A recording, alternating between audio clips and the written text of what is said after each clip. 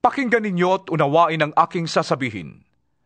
Ang lumalabas sa bibig ng tao, hindi ang pumapasok, ang nagpaparumi sa kanya sa paningin ng Diyos.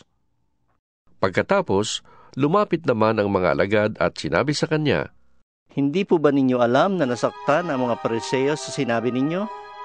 Sumagot siya, Ang bawat halamang hindi itinanim ng aking amang nasa langit ay bubunutin.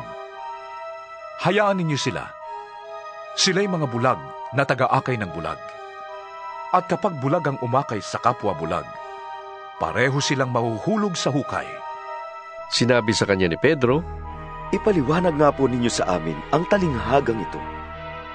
at sinabi niya, Pati ba kayo'y wala ring pangunawa? Hindi ba ninyo nalalaman na anumang pumapasok sa bibig ay tumutuloy sa tiyan at pagkatapos ay itinudumi? Ngunit ang lumalabas sa bibig ay nanggagaling sa puso. Iyan ang nagpaparumi sa tao sa paningin ng Diyos.